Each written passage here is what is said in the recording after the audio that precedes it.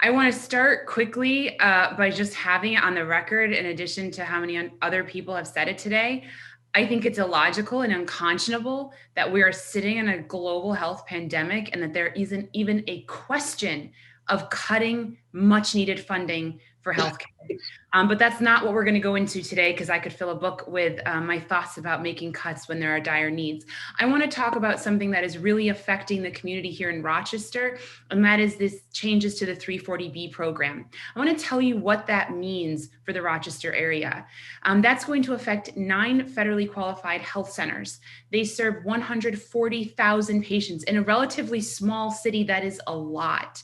They will lose a minimum of $11.5 million in much needed funding necessary to function. These are clinics like Jordan Health, Trillium Health, which is the Ryan White Clinic, and our safety net hospitals through University of Rochester and Rochester Regional Health. I'm receiving emails, I'm receiving calls. Just now, I received an email begging the CEO of one of these organizations, literally begging me to help stop this, because these are the folks who are feeding, housing, giving transportation to low-income families, communities of color, and people living with HIV, all of whom are the folks who have had disproportionately negative effects because of COVID-19. And at this time, we are going to make their lives harder and make it harder to get the care they need. So my question is, how is this the right time to move forward with cuts like this that will so negatively affect our communities?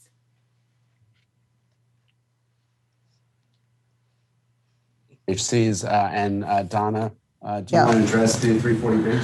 Yeah, certainly. So, we touched on this a little, slightly before. So I think we understand and we appreciate. I've talked to many FQHCs, many 340B providers over the course of the last 12 months since the pharmacy carve-out was enacted.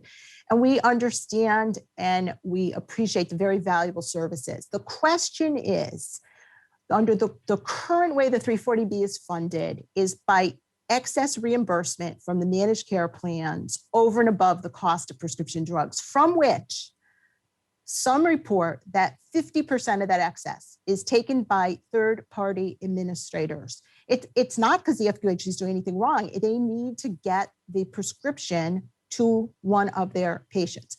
So the executive's approach is different. It says, let's be transparent about how much Medicaid pays for drugs, and let's set up direct funding to go to the federally qualified health centers, the Ryan White 340B providers, and others that are providing these services, as opposed to having it in these very opaque kind of pharmacy reimbursement structures that, quite honestly, the federal government's looking at as well.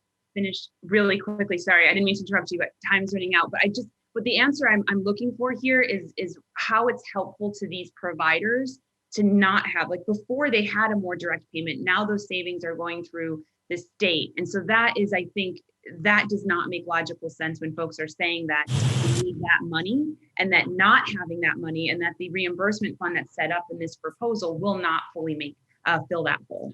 And I know I'm out of time, so if you wanted to follow up written, that's fine.